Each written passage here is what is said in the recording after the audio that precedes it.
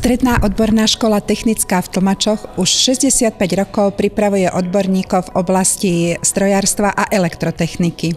Od roku 2007 spolupracuje so Slovenskou technickou univerzitou strojníckou fakultou a od roku 2013 pôsobíme ako Centrum odborného vzdelávania a prípravy pre zváranie a nedeštruktívne technológie.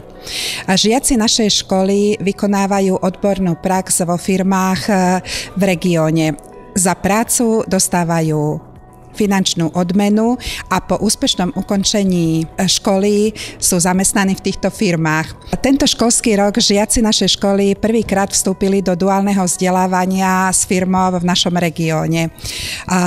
Veľkým benefitom našej školy je to, že žiaci získavajú výučný list aj maturitné vysvedčenie a po úspešnom ukončení štúdia nemajú problém zamestnať sa na trhu práce. Na našej škole využívame mnoho grafických a programovacích programov, ako sú napríklad z tých jednoduchších sú najmä AutoCAD, v ktorom vlastne vieme vytvoriť 2D model súčiastky. Je to úplne v podstate náhrada ručného kreslenia alebo rysovania.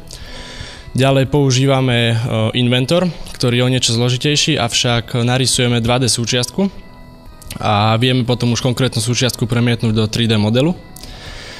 Ďalej z tých programovacích jazykov sú to najmä Heidenhain a Intis. Intis je akási jednoduchšia verzia. A potom prechádzame do zložitého programu, ktorý je Heidenhain, ktorý sa využíva vlastne konkrétne vo výrobe v mnohých veľkých firmách.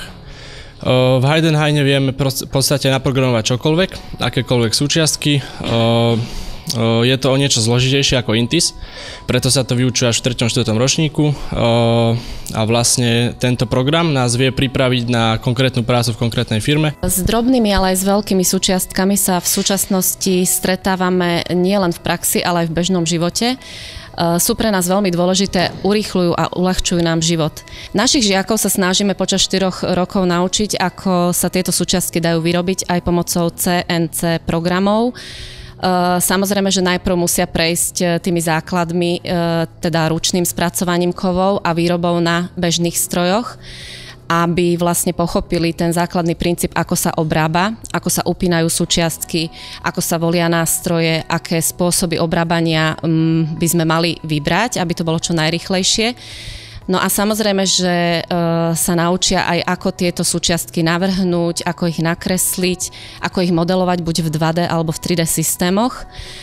Ako napríklad napísať technologický postup a samotný CNC program. Začíname tými jednoduchšími súčiastkami, až pri tých záverečných maturitných prácach ide o zložitejšie súčiastky, kde je zobrazených viacero tvarov a viacero obrábaní. Naša škola organizuje jedinečnú súťaž mladých zváračov. Tento rok to už bude 10. ročník. Práve na tejto súťaži si mladí ľudia môžu vyskúšať zručnosti v oblasti zvárania a potom postupujú na ďalšie súťaže, ktoré sú na medzinárodnej a celosvetovej úrovni. Máme tu žiakov Strednej odbornej školy technickej Tlmače. Sú to v podstate strojní mechanici, kde nie sú dôležité len vedomosti, ale samozrejme aj zručnosti. Tieto zručnosti vlastne oni si môžu zdokonalovať u nás na škole aj s takým zariadením, ako je, dajme tomu, tu zvárací imitátor. Tento zvárací imitátor v podstate akú výhodu má oproti normálnej klasickej zváračke je taká, že vlastne tento imitátor žiaden materiál nemíňa, to je prvá vec. Žiaci nič nepokazia, samozrejme elektrická energia je tu zanedbateľná oproti normálnej zváračke. Čiže je dôležité pri zváraní mať nejaké vedomosti, dodržať nejaké parametre, ktorých je v podstate 5. Áno, a tieto parametre vlastne oni si môžu nacvičiť tzv. Na sucho. S týmto vlastne získajú zručnosť. Keď túto zručnosť už majú, tak vlastne tým pádom oni môžu prejsť na zvárací agregát, ktorý je už reálny a o toto majú oveľa ľahšie, by som povedal. Táto učebňa, kde sa teraz nachádzame, je učebňa odborného výcviku, kde žiaci 2. 3. ročníka riešia programy, základy programovania v programe Intis a SAPI.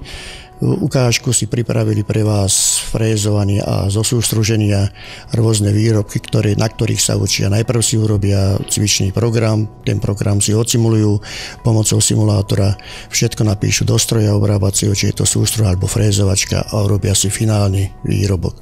Žiaci 3. a 4. ročníka nám praxujú v priemyselnom parku v Leviciach, kde robia na veľkých produktívnych strojoch, CNC obrábacích strojoch, obrábacích jadrách, v obrábacích centrách. Žiaci študijných odborov majú možnosť vybrať si 2 z 3 cudzích jazykov, a to anglicky, nemecký a ruský.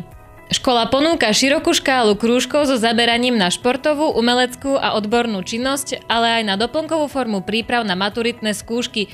Medzi najzaujímavejšie patrí krúžok zameraný na robotiku. Týchto robotov skladám, nie je to zložité podľa návodu, ktorý nájdeme na internete. Hoci akých robotov, ktorých chceme si zvoliť, tak ich môžeme poskladať. Potom, ako ich poskladáme, tak ich naprogramujeme a ovládame ich cez tablet, ktorý dostaneme od školy. A programovanie prebieha tak, že napojíme riadiacu jednotku na počítač, program stiahneme zo stránky, potom ho už len napojíme jednotlivými káblami na senzory, na motory a ovládame cez Bluetooth. Naša škola otvára každoročne brány školy pre budúcich záujemcov, aby si mohli pozrieť priestory, materiálno-technické vybavenie, ale aj to, čo sa počas štúdia môžu žiaci naučiť. Aj tento rok srdečne vítame všetkých, ktorí majú záujem o technické vzdelávanie.